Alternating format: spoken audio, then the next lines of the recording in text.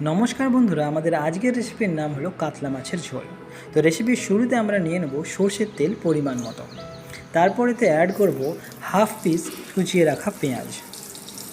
পেঁয়াজটা ভালো মতো লাল করে নেব। ঠিকঠাক মতো ভাজা হয়ে গেলে এতে অ্যাড করব কুচিয়ে রাখা আলু এবং টমেটো পিসেস।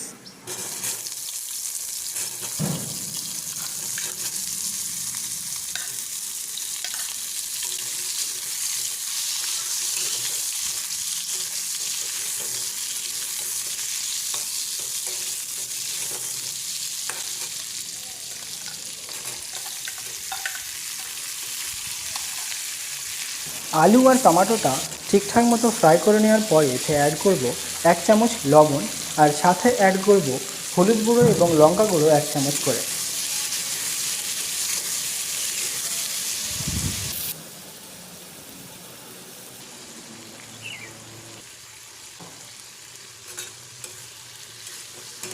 দেন এটাকে ফাইনালি কিছুটা সময় মিক্স করে নেওয়ার পরে এতে অ্যাড করব জল প্রয়োজন অনুসারে।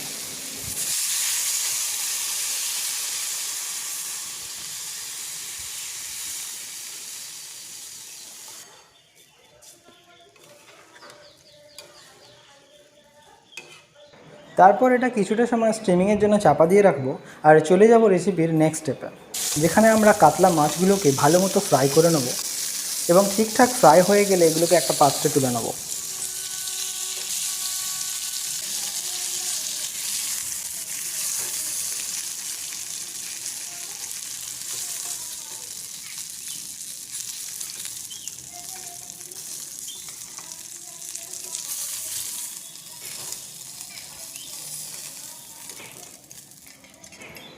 সো আমাদের স্ট্রিমিং প্রায় কমপ্লিট হয়ে গেছে।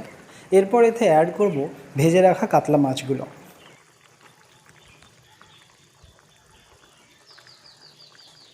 তারপর কিছুটা সময় খুন্তি দিয়ে নাড়ার পরে এতে অ্যাড করব 1 চামচ ধনে গুঁড়ো, আর তারপর এটা আরও 10 মিনিটের জন্য স্টিমিংয়ের জন্য চাপা দিয়ে রাখবো। জিরে গুঁড়ো দিয়ে একটা করে নিই।